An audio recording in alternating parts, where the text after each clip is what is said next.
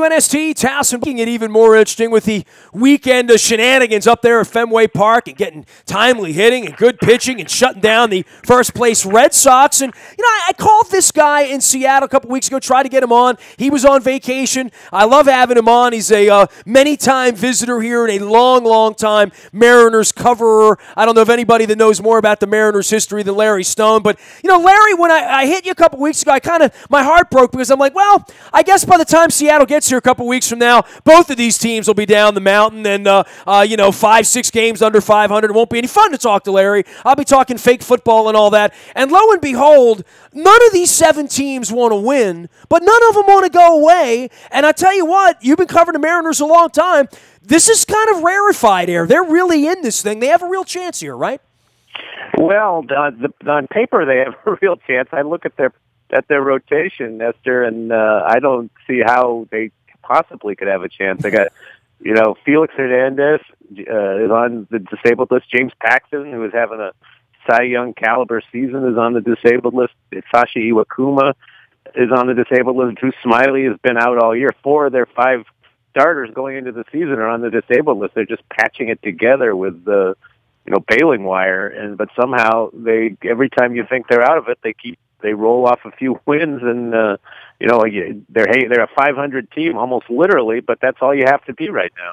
Well, I was kind of joking with some of the other Mariners people earlier in the week and saying, well, you've tried 15 different pitchers. We've had the same 5, and they've sucked the whole time. You know what I mean? Other than Bundy, it really is amazing to go see Wade Miley pull some Houdini act at Fenway Park over the weekend. Gosman's pitching better, and certainly when he's got Joseph behind the plate, we get that. I guess the real thing here is there is no cavalry, right? Like, if the Orioles were going to stay in this, it was going to be because of Jimenez, because of Tillman, because of all of the sins of the past. For you guys, I guess waiting on King Felix, waiting on the pitchers to get back, there is a feeling that there could be a cavalry coming here the last 2 or 3 weeks, right? Yeah, to me, that's really the only hope that they have. Their general manager, Jerry Dipoto, who makes about a trade a day, I still think there's 2 days or 3 days until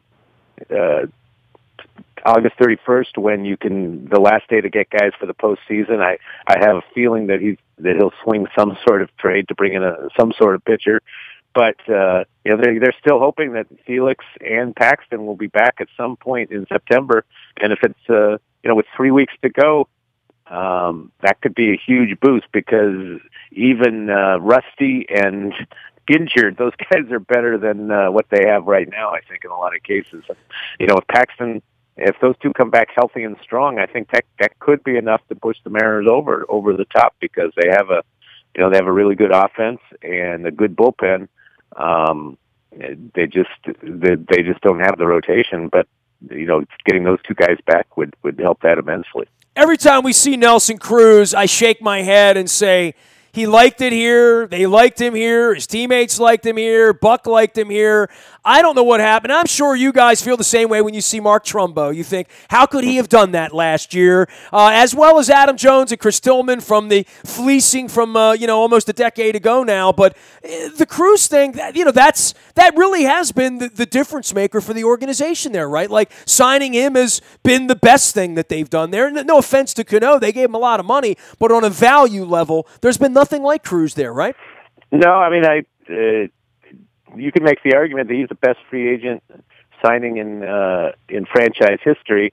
It depends on whether you count Ichiro as a free agent. He was posted out of Japan, so he's sort of a free agent. Ichiro stands alone, but beyond that, Cruz has been tremendous. He's a great clubhouse guy. He's durable, and he just hits homers. He hits. He's on his way to another 40 home run season. It's hard to think what they would do with what they would have done this year without him, and that goes for the last 3 years before that. 2 years before that, he's been great. I guess the same story there is they really have not much to deal from, even though this was sort of that rarefied air where they were in it. They did have a chance. They have clearly a top of the rotation guy that if they had to play one game in New York, if they could line it up the right way, they could go into that with an opportunity to win. But they don't really have much to deal from, and DePoto kind of found a mess and still is a mess 2 years later, right? Yeah, I mean, he inherited a bad farm system from Jack Sorensic, the previous GM, and it's still a bad farm system.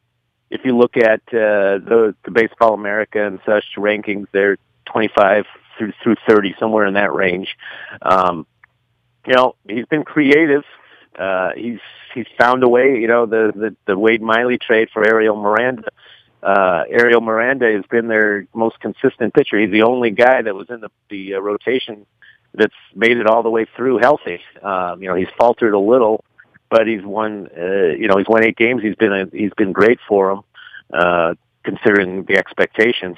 And he's unearthed a few players in some trades, but a lot of his deals have just been throwing minor league prospects for other minor league prospects and hoping for the best. And I think they're going to have to open the wallet in free agency next year to fix this pitching staff because, as you mentioned, there really aren't. The cavalry is not there, and there's too many guys who are injury prone at this stage. Even the great Felix Hernandez is a question mark going into next year. So it's going to be interesting to see what they do. We have our issues around here with the owner, and over 25 years, I've written books about it, Larry. But, in signing free agents and which players to keep and which players to go, Chris Davis got all the money here. We now have the Manny Machado thing coming up on us. Obviously, in that organization out there, keeping Ichiro around, and the Griffeys and the A-Rods and the Randy Johnsons and the people that have been through there.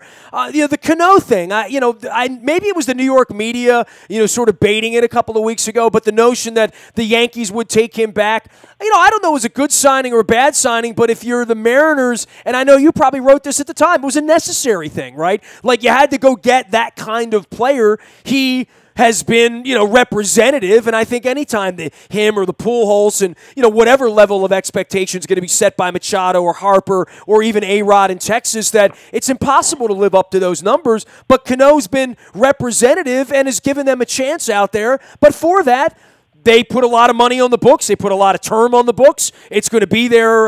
There's going to come a time when he's going to hit 221 and be an old broken down guy making $24 million a year, right? Yeah.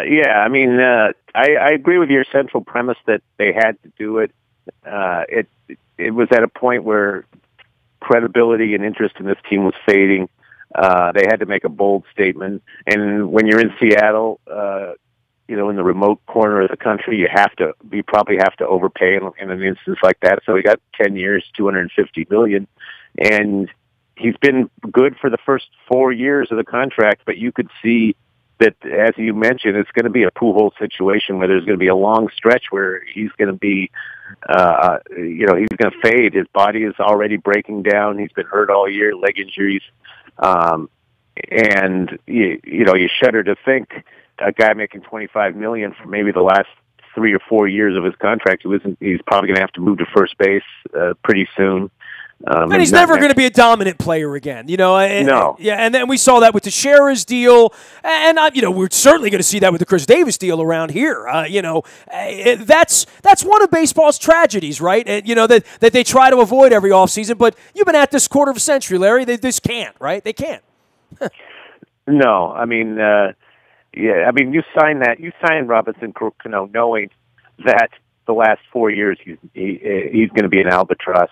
But the problem is that for the Mariners is they have almost a huge amount of their payroll is concentrated on 4 guys: Cano, Felix, Cruz, and Seager, and it doesn't leave them that much room to maneuver around there. Felix has just 2 more years left. So the end is in sight there.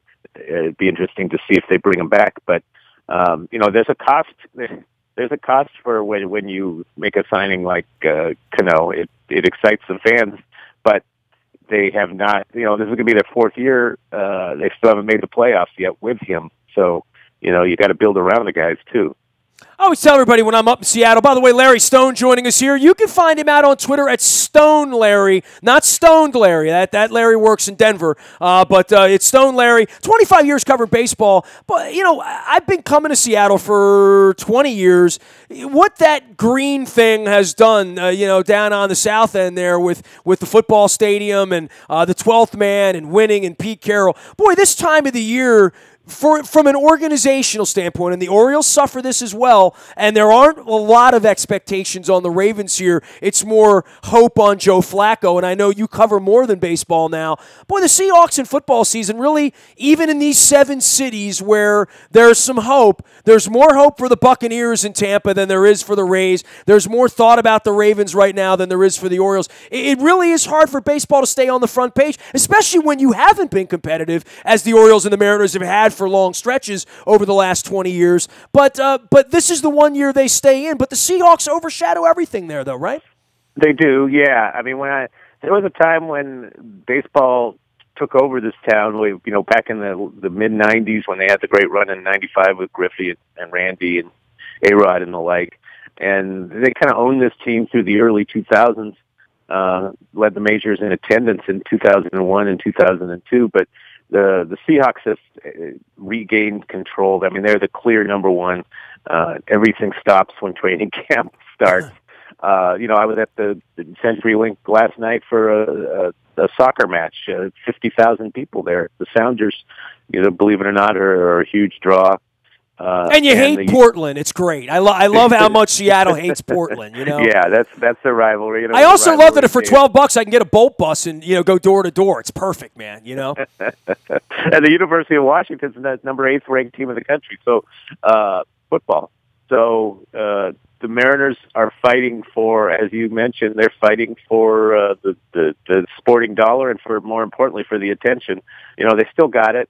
People are interested in this wild card race, but I think more people are interested in how the Seahawks are going to do in their next preseason game, to be honest. Give me a little Seahawks preview while we got you on the line here. We're not going to see the Seahawks this year, but certainly another crowded division, and I think once you get a little long in the tooth for the quarterback who's already won, the coach that's already won, some defensive players that are special that have already won. We've had that concoction here with Harbaugh and Flacco, on the backside with Terrell Suggs, and sort of aging team and trying to hold it together. There's always a little controversy out there in Seattle. It's always a little peppery around there. Carroll sort of likes that, though, doesn't he? He likes that edge. Yeah, he does. His deal is letting guys express their individuality, and there's the downside with that. But last year there was a pretty highly publicized clashes with Richard Sherman on the sideline, lashing out at the defense, lashing out at the offense. He didn't like the play call. He was too reminiscent of the fateful play that lost in the Super Bowl against New England, passing on the 2-yard line. But, so far it's been all harmony in camp this year. They dangled Sherman in trades all off season, but he's here and he's happy and saying all the right things. They're in a pretty easy division. They should have no problem winning this. They are getting older, but they still have a quarterback in his prime in Russell Wilson. The defense is older, but it's still a bunch of great guys. All pro caliber. Sherman, Earl Thomas, Cam Chancellor, Bobby Wagner. I mean, all those guys are still there and still productive. They got their problem is their offensive line, like a lot of teams, and their running game. Ever since Marshawn left, they've been kind of flailing to find the go-to back. Thomas Rawls is for a while, but now he's hurt. Now they got Eddie Lacy, and that's we'll see how that goes. How about Marshawn going down to play for Blackjack? That's a hell of a story in Seattle, right? Oh yeah, he's probably if you had a poll of the most popular athletes in Seattle, he'd be in the top 3, even though he doesn't play here anymore. They love Marshawn, and they always will. And there's a lot of interest to see how he's going to do. In Oakland, and I think a lot of people are actually pulling for him because it's just hard. It's hard to understand what a hold he had on people here, and how much everybody dug his act on the field and off the field. Even if you were one of the foils in the act in the locker room, right? Yeah, it was funny that the media here really didn't have a problem with Marshawn and not talking. It was more when the national media came through. We just sort of knew that was Marshawn, and that was what he was doing. And is when he got to like the Super Bowl and he was surrounded by a couple of hundred people that that it became a huge story. Well, and part of this whole thing, too, is Pete Carroll sitting at the top of the whole food chain, right? Like, he's the one that has outlasted most of them. I don't know if he'll be there longer than Russell Wilson. I mean, time will tell. But he's been a transcendent personality there. I used to do a radio show with Pete 20 years ago when I was syndicated at Sporting News, when he was sort of between jobs, before he took the USC job and after the New York and the New England thing sort of fell apart, and he was the young rock and roll coach trying to find his way. He's really painted quite a legacy up there, hadn't he? Well, he has. I mean, he won their only Super Bowl and should have won the second one. He's 66 years old. It's hard. You look at him and you probably don't think of that. He's like Bill Walton. He'll never be 66. He'll be perpetually 31, right? Exactly. I mean, he's the youngest 66 I've ever seen. But it stands to reason that he doesn't have that many years. There was a lot of rumors that he was going to go when the two teams moved to L.A., that he would finish out his career, take one of those jobs, but he had that was just, I think, media speculation. I don't think he had any desire to leave Seattle. I think he's going to finish his career here. He wants to get one more Super Bowl. And I think he likes winning, right? I mean, he likes winning. There's a situation there that's really special with the fans and with the environment that LA will never have that, right? I mean, literally, not even for USC or UCLA or whatever they like in LA, the passion that the Seahawks bring out. I mean, I saw it at a U2 concert. It looked like a Seahawks game. It was crazy, he's got complete control of the organization, personnel decisions, and everything. It's a great place to live. He's making a lot of money. He's going to be here, I think, until he retires, probably 3 or 4 more years, and then he'll walk off onto the beach or something. But it's a great situation for him here. He's revered. He's built something. I think he's still got a few years left. He is Larry Stone, or Stone Larry, out on Twitter, longtime baseball writer and now columnist with the Seattle Times, opining on the Seahawks, the Huskies, the Mariners, the Sounders, and of course, we got the Mariners in town all week in a very, very meaningful, I don't know that we've had meaningful Mariners-Orioles games since like 96 or 97, Larry, right? Yeah, well, I covered the 97 playoffs when Mike Mussina outdueled Randy Johnson twice in the postseason, so that might have been the last time. Larry, I love to tell the story of being up in your place for that playoff series when we played the evening and the afternoon game back-to-back. Johnson and Palmeiro had to go hit against Johnson and Hoyles and all of that stuff. But I remember being in the dugout in the Kingdome, and I remember all the story like Sid Fernandez talking about the roof tiles maybe falling in on his head at one point and the building that shook and how loud it was. Elrod Hendricks pulled me up, as did Rick Down and Sammy Perlazzo. We got into a conversation over coffee in the dugout, and they're like, you will never, ever be anywhere that's louder than what you're going to hear, like a jet on a runway. That's how loud it is in here. And damn if it wasn't that loud. It was still, of all the places I've ever been, of all the things I've ever seen, concerts, loud places, I've never heard anywhere louder than the Kingdome during that series, man. Yeah.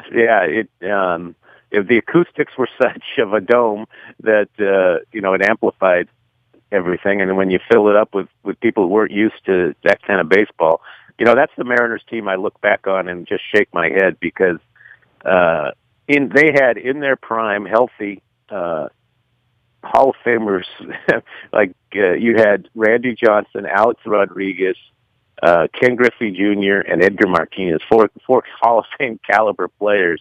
And Buhner didn't suck either. Yeah, Buhner was a big part Junior of that. At that point was a 45 homer guy, and and they just had the fatal flaw of having a bad bullpen in closing situation, and it just.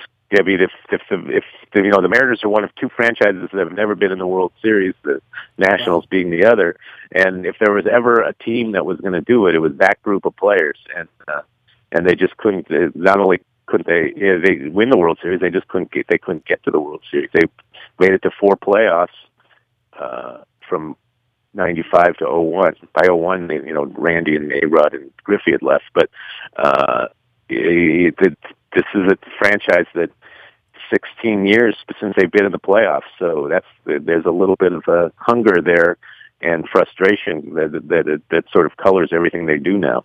I always love watching him play because I was, as an adult, Ichiro has been my favorite player, the last 15 years of this century. And, I know it was a pleasure to watch him play every night. I mean, literally, anytime I got a chance to watch him play, I felt like I was seeing somebody and something special. Yeah, I mean, in 2004, he set the all-time major league hit record. That's a hardcore major league record there. Won 2 batting titles and an MVP and 10 straight years of 200 hits and Gold Glove and All-Star and 300. He was spectacular, and he's still going. I can't say still going strong, but he's still going at 43, I think. So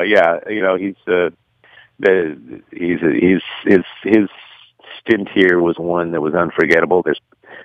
Some people have some knocks against him, but to me, he was nothing but positive. Hey, man, always a pleasure to chat some baseball and some sports with you. You're living a good life out there in Seattle. I was out there for the baseball tour. I wound up staying out by Microsoft, I believe, and I had to drive to the airport in an area I'd never driven, and I was like, crack of dawn, 5 a.m. on a summer morning. Those bridges and the water, I mean, I had only really seen downtown Seattle. You got a hell of a place out there, Larry. I won't tell anyone. They'll come and wreck it, man. Yeah, keep it to yourself, would you? Hey, great having you on, Larry. All right. You got it. Stone Larry, the way to find him out on Twitter as well as at the Seattle Times. Quarter of a century covering the Mariners. No one does it better or knows more. He's truly an encyclopedia of Mariners knowledge, and we need an encyclopedia on the Mariners here this week as the Orioles take on the Mariners, who are, quite frankly, in the way, as are 5 other teams right now in the American League wild card race to be number 2. Number 2. You can find me out in the Buy a Toyota Audio Vault 24 hours a day from anywhere in the world on your mobile device by downloading the TuneIn Radio app. We do come in crystal clear from wherever you happen to be. Nasty at WNST.net finds me. I'm on Facebook, Twitter, LinkedIn, Snapchat, Instagram, streaming live on our Facebook as well as our YouTube WNSTV channel. We're going to be over in London for the game next month. If you're going to be there, come see us on Saturday. Spend the afternoon with us. We're going to be at the Fox at XL in the Docklands area of East London, right off the tube, and we are going to be taking the Emirates Air cable car across the River Thames, a little purple water march across the River Thames to the O2 Arena, where we're going to go and drink and eat and be merry and do what Ravens fans do. What's that? Eat crabs, drink beer, and play football. That's what we do. So we're going over to London to do that. I am Nestor. We are WNST.net, AM 1570, and WNST Towson, Baltimore, and we never stop talking Baltimore sports.